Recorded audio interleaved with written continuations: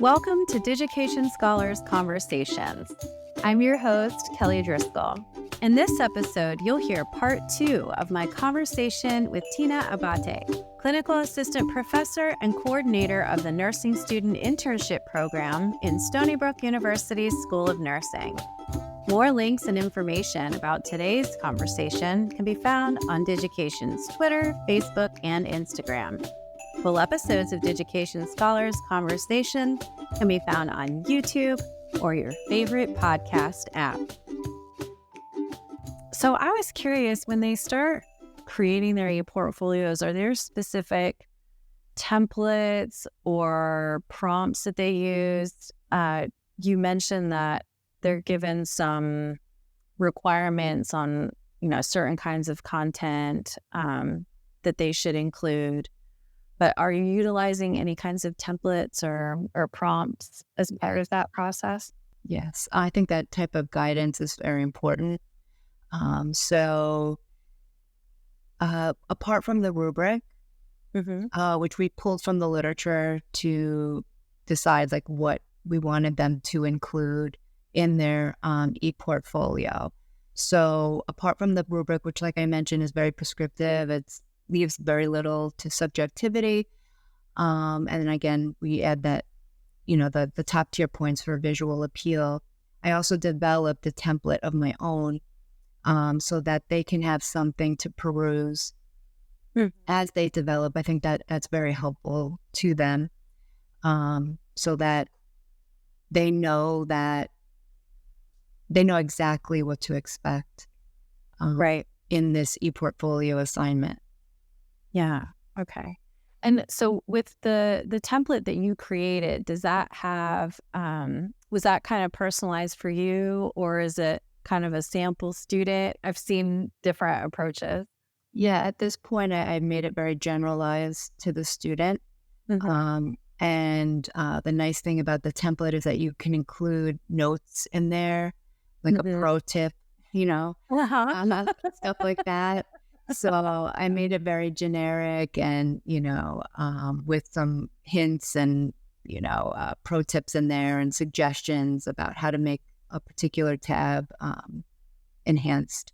And is that where you're maybe giving them ideas about, so you mentioned in the kind of welcome page or area where they might be sharing some of their background and why they're studying what they're studying, that they're not just using writing to communicate that they're sometimes incorporating audio. I don't know if they've done any kind of video there. Is that where you're giving them some of those pro tips, or have they started to kind of see other examples that are out there? I do encourage them to look at Digication's repertoire of templates so that they can see. I'd love to see a bit more video and audio. So I was thinking about adjusting the rubric and just making one part of it, have their welcome page be a video or audio recording. So with the post-licensure students, I haven't seen that much, but I feel like in the pre-licensure, I might see that much more. So I just kind of little thoughts about how to make it a bit more, bring it more to life, instead of 2D, Yeah, it is really interesting what one can kind of learn about an individual and what they, the way that they kind of communicate who they are and what they know when they're speaking, whether they're, just speaking into a mic or on camera. That's very different than I think the kind of mode that folks might get in when they sit down to write something. And we've often found that for, your students may be a little more experienced in the process of writing about themselves, but in a lot of programs that we work with, for some students, it's very hard to just kind of sit down and, fill in any kind of welcome or about me, what do I have to contribute? What values and skills do I have, especially in that kind of undergraduate setting? And sometimes doing a video or audio recording can kind of open up doors for them that might not have happened, as quickly as if they just had to sit down and write about it. So it can be a great way to get people, literally talking. Yes, exactly.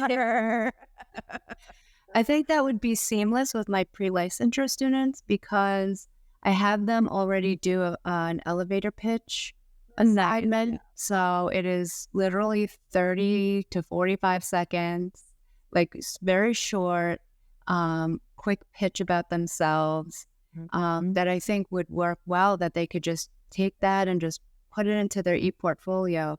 And I do hear anecdotally how hard it is and how they re-record it several times. I have them do a peer-to-peer assessment on that. Oh, nice. Yeah. That they, have that type of feedback. But it's hard. It's hard to talk about yourself like that, in a short period of time.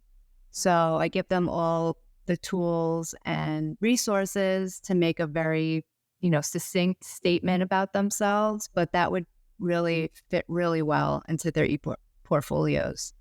Yeah, absolutely. And it was funny because as you were talking, I recently had a conversation with a student that did get their dream job, and it involved he spoke about it like he had to chase down someone at an event. He had the opportunity to get in front of them and try to hook them, and he was scared to do it in the moment, but he was kind of speaking about how, if he hadn't been prepared to kind of have that pitch ready, that he might not have made such an incredible impact on that person that led to him getting the current position. So even though he was so nervous about it, he was actually quite well prepared, and Right. yeah, set him on his way. So yeah, it is interesting, how preparing things in,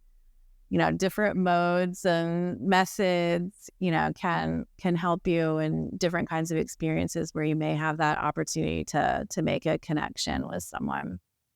And I know earlier in the conversation you mentioned that you are using this rubric that outlines, all of the kind of requirements and specifications for what you're looking for in the portfolio. And some of that is related to the visual elements. But what are some of the other kinds of criteria that you have in that rubric? Very often in working with different schools and programs, they're very interested in this kind of portfolio pedagogy and reflective learning and career-oriented portfolios. But when they kind of sit down to think about, how they're going to assess them, may not already have tools in place. And it sounds like you've spent some time creating that rubric as a way to make that process, straightforward for the students and how they're going to be assessed, and also straightforward for those that might be reviewing them. So what are some of the other criteria that you have in that rubric? No, I'm putting you on the spot. You don't interview. No, I'm thinking back to the rubric. I mean, we have the welcome page, the nursing philosophy, the goals, their resume, their poster project. Another section would be any awards or honors that they have received. Mm-hmm. I think that's a great opportunity. Sometimes it's hard to toot your own horn, but it's a great way to professionally present some of the things that you've achieved. So that would be a section. Their contact information. And that's pretty much it. We don't have a ton of tools because we want whoever to read it to be able to do so in a short period of time. So we just keep it as concise as possible. Right. That makes sense. And then are there, is it kind of a, yes, they did it, no, they didn't, or are there different kinds of levels that they have for the criteria that are listed there? There's definitely different levels. If they want the top tier max points for each criteria, there needs to be some visual appeal to it. It needs to look good. And the information contained in that category needs to be clear, succinct, if it's a narrative. and just present it well and appropriately. Great. And then as you're reviewing their ePortfolios, is that something that happens, when maybe there's certain kinds of milestones that are set up? I know in some courses, they may look at them at the middle of the semester and the end of the semester. There's other faculty members that have kind of weekly submissions that are going on. What's the kind of timeline for when the students may begin their ePortfolio and when it's kind of considered completed, at least in the context of your course or maybe their program? And how often is it being assessed? And what's that process like? We do one assessment at the end of the semester. It's kind of like the cumulative sort of career development, because they've gone through the simulation for interviewing. They've had their resume reviewed. They do peer-to-peer resume review as well. So we're slowly building up towards this final product that's assessed one time at the end of the semester. Okay. And from your perspective with that assessment process, is that, I'm sure it takes some time, but is that an enjoyable kind of process for you? And how might that process differ from maybe, reviewing a kind of standard paper, or you mentioned the poster presentations that the students do? It's definitely a fun assignment to grade because, again, they just put together this beautiful ePortfolio art, as I mentioned earlier. And it's enjoyable for me to take that journey through each ePortfolio because, every student has a different story. And if they're willing to share it, you can really pick up on that in their ePortfolio. And you get to know, some of these students have very colorful, in-depth work histories that this might be a second career for them. Right. Yeah. So it's so interesting to see where all these individuals have come from and have landed into the nursing profession. So I have to tell you, unless my course has a writing requirement, I don't have papers. Absolutely not. I have completely eliminated them. There's just different ways now with active learning and innovative teaching practices now that, unless you have a writing requirement, I can understand, but there's different ways to present an assignment that's not, 15 pages of narrative to read. Right. Yeah. 15 pages from a Word document or a Google Doc or... Sure. Yeah. Yeah. And with AI too. Oh, right. Yes. Yes. Well, and we really encourage folks to think about, as you're, it's a space where you can actually do the creation of the work as well. It doesn't have to be something where you're creating and always posting it after the fact. That it, because of its flexibility and design options and, ability to get feedback and have it reviewed, it can be that space for creation, not just, sharing individual documents. So it's wonderful to hear that you have that approach with your students and are open-minded about, even if they are doing writing about themselves or their history and experiences, that they can do that really within the pages of the portfolio and incorporating other kinds of media as well. Yeah. Yeah.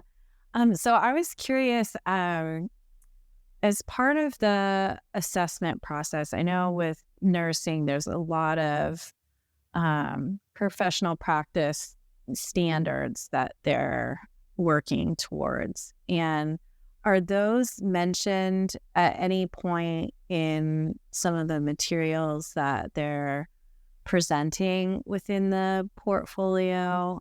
You mentioned that there's specific course course learning objectives that they're working towards as well. So are those being kind of included as part of that process? I've seen that in some other um, nursing program oriented ePortfolio work. Yeah, actually, we are working towards a competency-based curriculum now. So our accrediting body has switched from, most of us have a content-based curriculum. Now our accrediting body has set up all of these different competencies, and we're in the process, supposed to adopt this next year. And what we've done is we're mapping out all of our competencies. The competencies type, relate to the student learning outcomes, the program outcomes. Everything is all like a giant matrix. Yeah. Well, so right now we're in the process of, taking our assignments, matching them up with the proper competencies. And I think that's a good direction for us to go, because we really want to be able for students to demonstrate core competencies that are important, so that we can graduate nurses at different levels with different abilities and maybe a more sound critical thinking ability. So right now we're in the process of doing all of that work. Well, it aligns really nicely with a whole rollout of tools within Digication for being able to essentially kind of tag ePortfolio submissions to specific learning outcomes, whether they're some of these professional practice standards or learning outcomes for various courses that they have. So if you would like to, start to make use of some of those tools, we can turn that on for you whenever you're ready. And it can be a really valuable way to continue to offer the kind of flexibility for students to tell their stories and share what they've done, and have this other kind of layer for your for the School of Nursing to be able to see how the students are really meeting those benchmarks, and to share that with accrediting teams as well. That's what I was just going to say. We have exemplars when they come and do our visits, and that would be a great opportunity to show them this is how, this assignment is linked to this competency, this student learning objective, and it's an innovative way, I think. Yeah. So how are you able, with the exemplars that you have now, when you have accrediting team visits? I know that can be kind of a stressful time, but it's also somewhat celebratory. Maybe the deep breath when it's finished. Yeah, for sure. I know a lot of time and effort, goes into the preparation. And then, when you do have that time to celebrate what your students have done with external audiences, maybe it'd be nice to have a little less scrutiny, but it's there for a reason. But so I was curious, how are those exemplars shared with the accrediting teams that are visiting now? So we choose, we pick and choose what we'd like to share. And we actually have an area designated within the School of Nursing where those individuals can view those exemplars. We do have some that are on paper as well, but we have a repository, if you will, of exemplars that the accreditors can easily access and visualize and assess. Yeah, nice. And do you know if the ePortfolios have been, I know they're kind of including work that they may be doing in other courses. Do you know if other nursing faculty have created other templates that they might be using, or if they ever see the kind of final results that the students have created? I'm not too sure. Okay. I would like to know if the graduate faculty use it in any place in any of the programs, but I'm not too sure. Yeah. Well, and we hear about that often, especially in these kinds of fields where the portfolios are often naturally private and not shared within the school's ePortfolio directory. There's a lot of other disciplines like the writing program at Stony Brook that are often shared in more of a public manner because the students are interested in having their writing viewed for their roles. But yeah, often in healthcare, they're more private, so often they're not seen by other faculty members. Yeah. That's definitely a direction to go, though, to kind of showcase their work. Mm-hmm. Yeah, as they're getting to, prepare them for sharing as part of the internship process and showing them to potential employers, having that option to make them more visible is very helpful. And they always have that option for password protection too, if they'd like. Yes, which is great. Yeah. So when the students are kind of getting near the completion of the portfolio for your course, do you ever get feedback from them about if there's certain areas of the portfolio that they may be most proud of? I don't know if it's sometimes the poster that they did, or maybe it is that welcome page. Have you gotten feedback from them about that? The feedback that I've received is more general. Mm-hmm. That when they evaluate the course, it's more of just a general, comment that they enjoyed putting the ePortfolio together, or, gee, there was a little bit of a learning curve there, but once I got it, I got it. Yeah. But nothing specific to particular aspects.